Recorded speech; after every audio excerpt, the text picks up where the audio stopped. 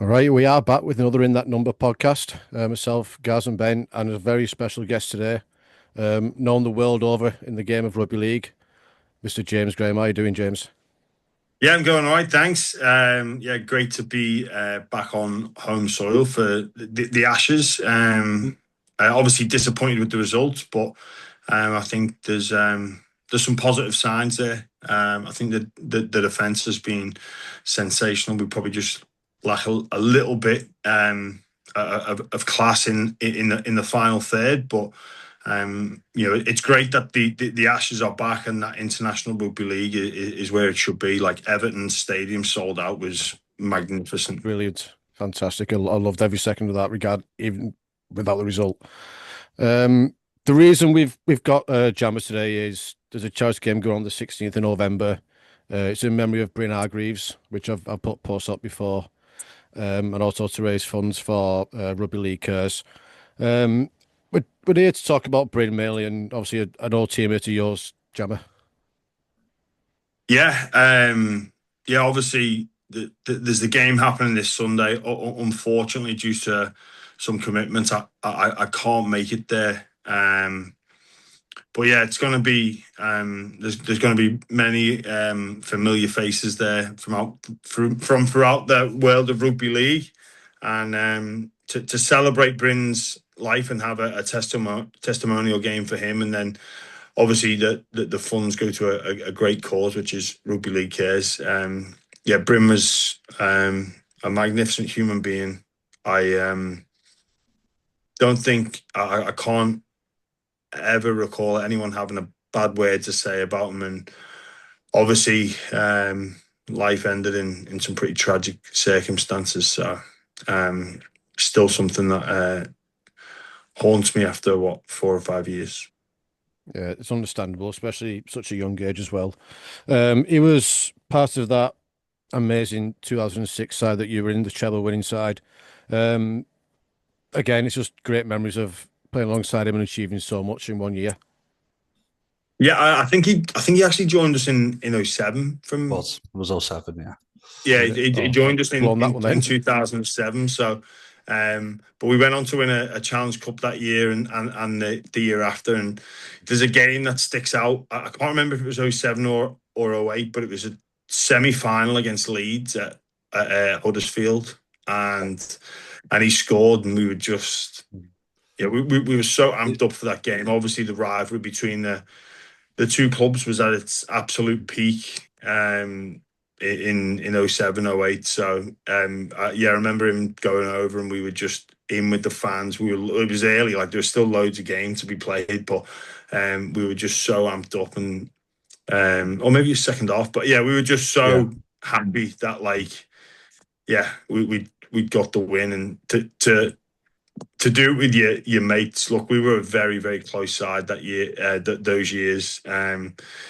Yeah, we spent a lot of time together, and yeah, rugby league is like life. It can be pretty strange. You're so close with people. Mm. You united under the common cause of winning every week, and the bigger picture of winning trophies as well. And then you go your separate ways. I went to Australia. Bryn went to Bradford, and then found himself in America. But he was one of those people that we just randomly pop up a message to Yeah. each other about a memory or a song that had just invoked something. And yeah, it, it's something I actually still do now. Like, I think, oh, I'll message Bryn about this, because he was such a Yeah. um like, so it was so good to spend time with. Like, people just naturally gravitated to him, and I was one of those people. And then yeah, we'd be singing Oasis songs, and a song will come on. I think, no, Well, Yeah.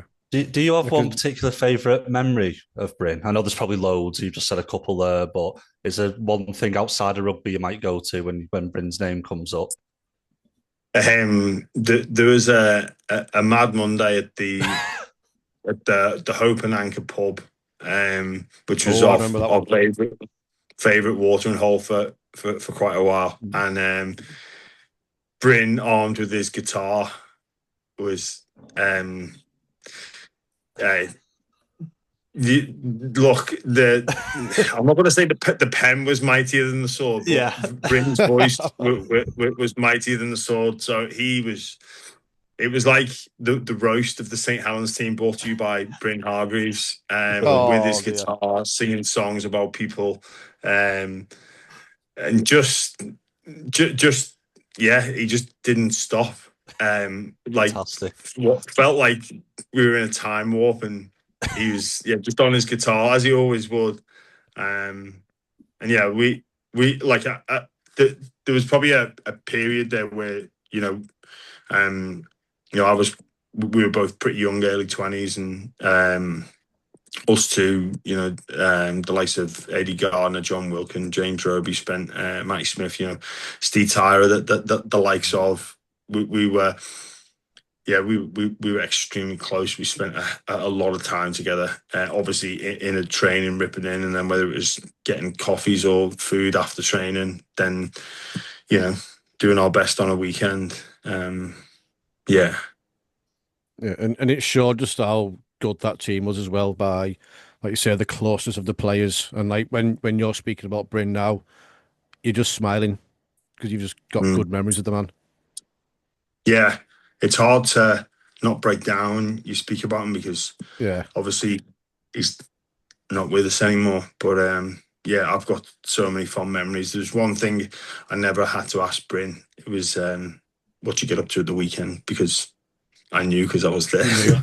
Yeah. Yeah, he was some great value. One story in particular, we bought a dummy guitar. So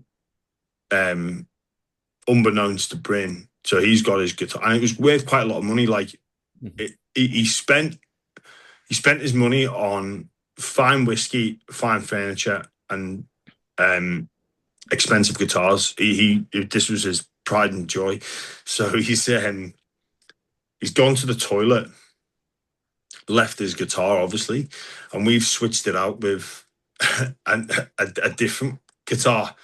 And he's come out the toilet and went, "Hey, man, you can shove this guitar with this. No more taking the piss out of us." And I can't remember who it was, but like they smashed it up to Oh pieces. no. And he is like fume. He's got like he's all, because he's like, this is such a valuable item to him. And yeah, we couldn't let him lose his head, but he was pretty close to doing it. But just little things like that was just what made that team go around. And you know what, as well, he was like all that off field stuff. He was a magnificent player as well. Probably probably didn't get the accolades he deserved, and I know he was very, very frustrated with the game. Especially with what happened at Bradford. I think he went there to get some more first team opportunities. He was probably on limited minutes at Saints, but he was certainly a magnificent contributor. I think back to that, his first game, or not his first game, but one of his first games against Brisbane in the World Cup Challenge in 2007, like mixing it with the Australians there. So and I think he went to Bradford for more game time, and was probably, Bryn was a man of integrity, so he didn't like that he'd been lied to in terms of like the finances situation. And I think he probably felt a bit disillusioned with the game, and then started a life in the States. Yeah, well, that's it. I mean, sometimes if you look elsewhere to obviously get your opportunities, you play rugby league because you love to play rugby league. It's not about the money in this game, really. With Bryn, I mean, he's a name that people remember, and it's like you say, he don't get the accolades that he deserves, but it's a name that people remember. Yeah, and look, I love playing alongside him. He was someone that you wanted to be in the trenches with. So, which is probably the biggest compliment you can give a footballer, a rugby league player. If you've got someone next to you that you're willing to dig deep with someone who you want by your side in those tough moments.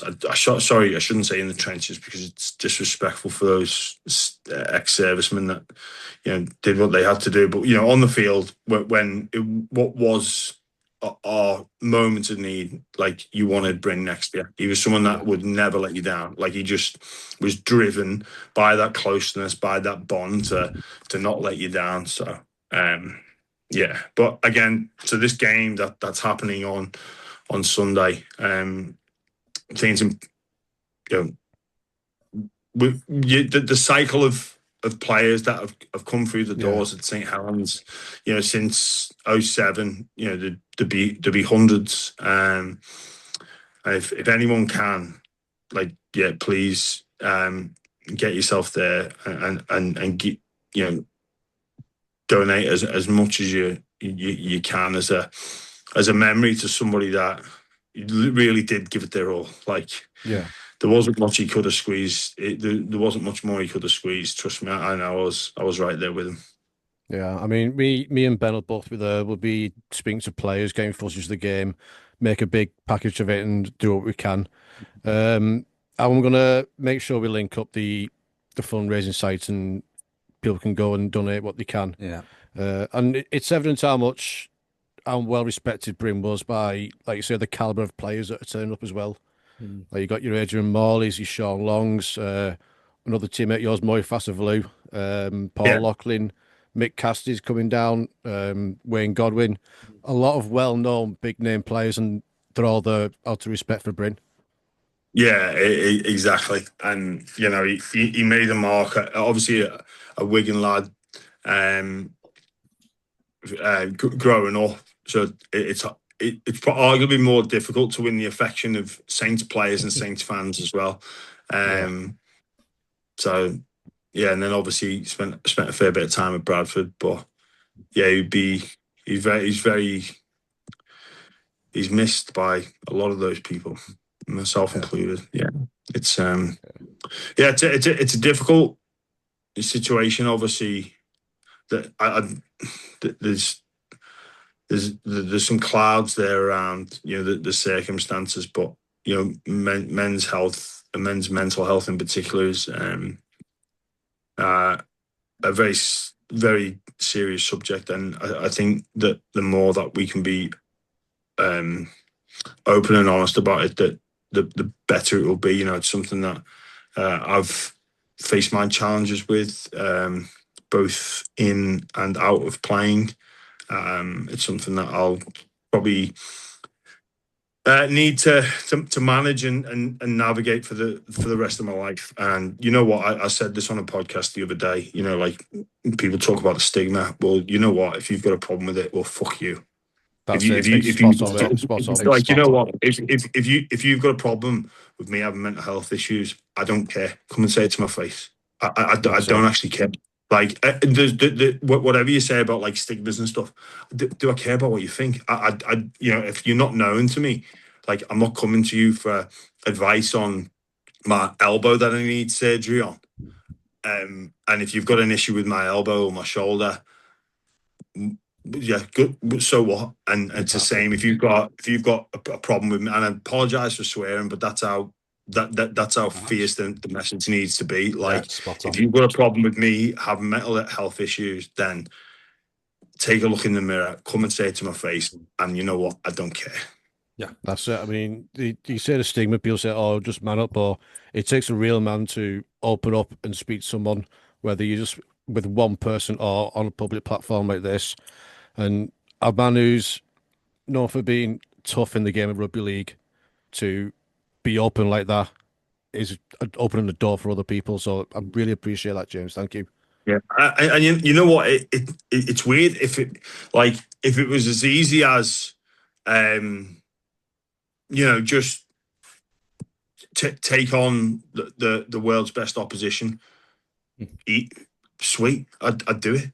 Yeah, that's the easy part for some people. The difficult part is navigating life and getting through little bits. If it was just a physical challenge for me, I'd be just fine. But that's like and physical, and there are links to physical and mental health, but if it was just about trying to prove your toughness on a rugby league field, or what you're willing to do, what you're willing to sacrifice, then yeah, I'd probably never have an issue. But it doesn't work like that. Like the smallest things, and you know it like modern day life is particularly challenging for a lot of young men. And older men as well. A lot of people don't really quite sometimes know where we fit in, and there's obviously a lot of social media pressure, a lot of pressure on people, and if you've got the genetic predisposition to it, and then there's an environmental side of it as well. Well, it doesn't matter what you can throw around in the gym, or how fit you are on the beep test, or what you've done on a rugby league field, whether it was Tataouif or Blackbrook or St Helens, Bulldogs, England, whatever. Like put that aside. Yeah, tough moments to overcome, like getting over a grand final loss, like how many times them at Saints. But you just, yeah, I knew exactly. That was my home space. That was familiar. I knew exactly what to do next. But with a lot of the mental health stuff, you can be lost. You can be absolutely lost, and it is so frustrating if the answer was so simple. But the answer for me was actually seeking help and speaking to like a professional about it. And there is a pathway out for all men, and I know obviously it affects women as well, but it just does seem to mean certainly more proportionate towards men. Yeah, that's it. I mean, women, I'm not having a go at women by any means, by the way. Like, women do just talk more about feelings and stuff like that. Whereas a man, it's like you've got the old school mentality of, oh, lock it away, be a man, man up, men don't cry and all that kind of carry on. It's bollocks. It is bollocks because Yeah, we all, like, a lot of people do deal with it, myself included. This for me, like what I'm doing here is like a distraction. It's like a therapy thing for me. I'm coming out and I'm talking yeah, just in general. But it's one of those where you do have to do it with yourself as well, where because the biggest opponent you can face in life is the man in the mirror. And you can say to them, we're sorting this out, and you go and yeah. get your help. You win. That's it. And there's so many amazing resources out there. That I'm sure you can advise the guests on what they are in England. Yeah, I was fortunate enough to lean on some people in Australia when I finished at Saints and then went back, and yeah, I was thinking I'll be fine. But I'll deal with retirement. I'll be right as rain. And then COVID happened and lockdown. And yeah, it's just a perfect storm. Yeah. I mean, it's good to have this like conversation because obviously a lot of people they don't see it. They see James Graham, the rugby league player, James Graham, the commentator, James Graham, the podcaster. And it's a lot of the time you are talking about the game or having a laugh or whatever, but it's nice to get this serious side as well. Yeah, and that's it. And people again, like with social media, like and the podcast, people, a lot of people just see the clips, and they see the highlights of people's life. It's like I'm not on social media, but from what I've been made aware, it certainly looks at like it's a look at me competition, and I know what it's like to see people get lost in their Instagram feed, and life can look pretty good for everyone that you follow, and it's not the reality, and that drip feeds into the psyche. Like, why am I making breakfast for my kids and they won't get ready for school, and I've got people mithering me about work, but everyone else seems to be having the time of their life. People only put the best moments, don't they? Of course, on social media. You don't see. Yeah, of course. Yeah, you don't see the reality of what life is like for the overwhelming majority of people. So I think maybe that could be a decent campaign. Like get off social media for a month and just see how better you feel. I'd take it off as much as you can. I know some people, modern life, it's harder than it has ever been. And I know a lot of people work wise, I understand, but have as little as you can, I would say. I would definitely say that. Just get a WhatsApp or something, you'll be fine, honestly. Yeah, You won't miss yeah. anything. You know what? Lose your phone for a week, and you'll realise how much nonsense you don't miss. Oh, yeah. Yeah. I mean, 95% of my social media activity is promoting the podcast. You know what I mean? Yeah, I don't do a lot of personal stuff on there, so Yeah. it's just that. yeah, I know you said you didn't have a lot of time, Jammer, but you got a couple of minutes to talk about Saints for a little bit, or yeah. Of course, yeah. so the main thing I want to talk about is when you came in 2000, got your debut 2003, and within 3 years you're in a massive leadership role, leading us to a treble-winning season. Is that something that's always been natural to you from like playing at like your junior level, or is it just something you grew into as an adult? I think it was probably just me being me. Really, I didn't really think too much about it. I'd had like captain roles at junior levels, but I was just I'd always can remember being pretty determined to make it, and I didn't really define what that meant.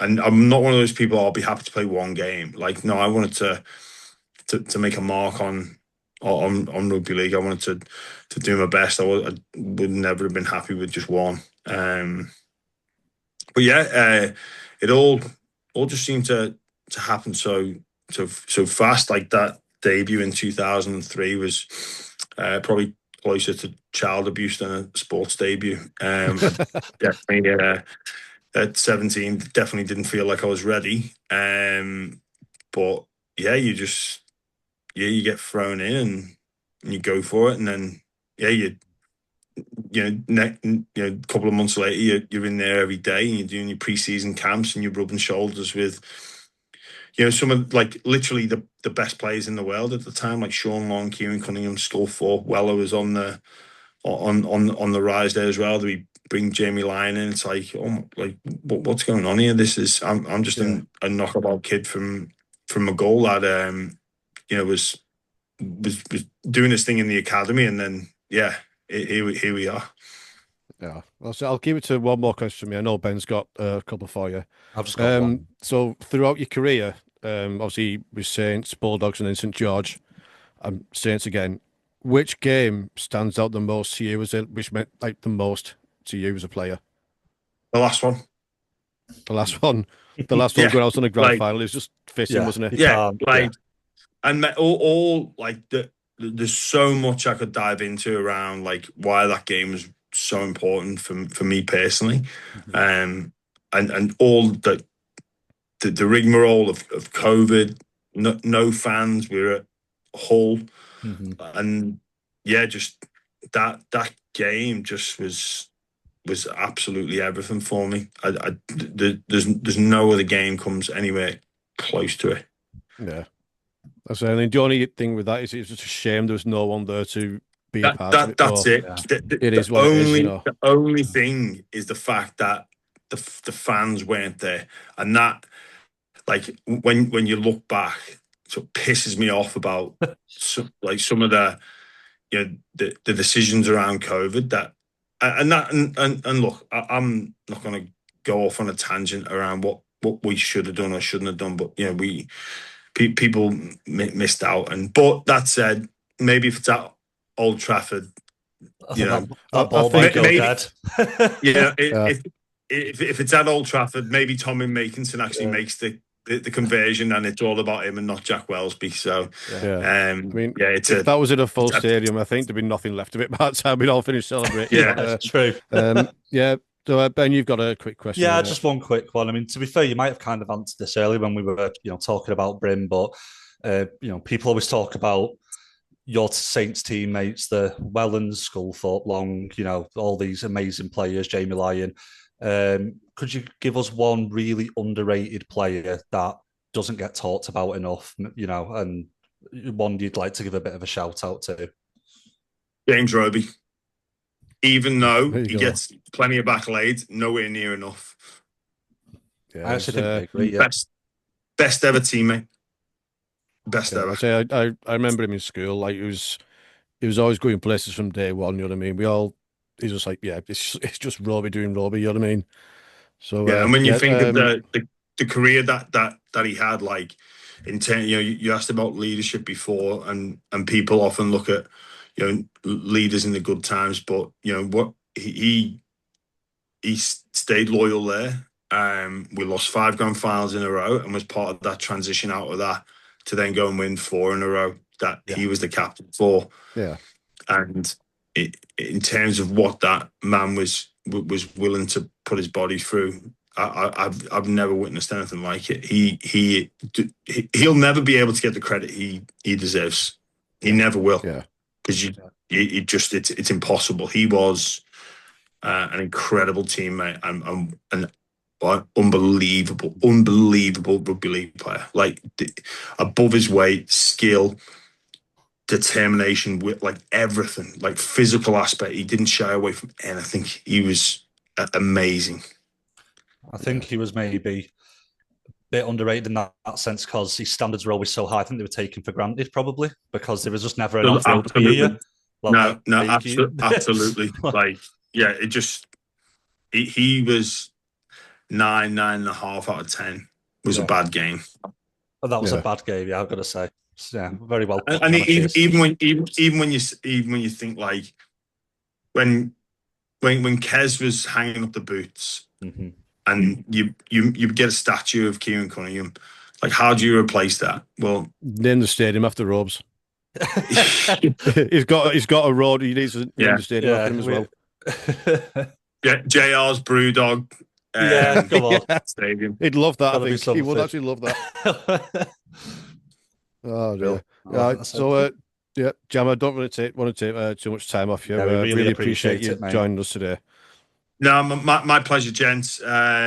Keep flying the flag for this amazing club. Obviously, it's been a tough period. Obviously, Wello is a personal friend of mine. That one, I'll never stop loving and supporting him. I wishing him all the very best over at the Cowboys. Yeah. And he's basically 30 plus years of service for the club. I hope the fans remember him well. He did so much, and look, St Helens is a magnificent rugby league club, and I'm sure we'll be back winning trophies again very soon. And to the fans, thank you for all your support. It was pretty gutting that I never got to say hello or goodbye when I got back in 2020, but what I can say is thank you. So cheers. No, really appreciate that, Jammer. So yeah, me and Ben will be at the Bryn Hargreaves charity game, so we'll be flying the flag for you there as well, Jammer. Cheers, mate. Appreciate it. All right. Thanks, gents. Thanks for having me on. Thanks, mate. No problem. Thank you.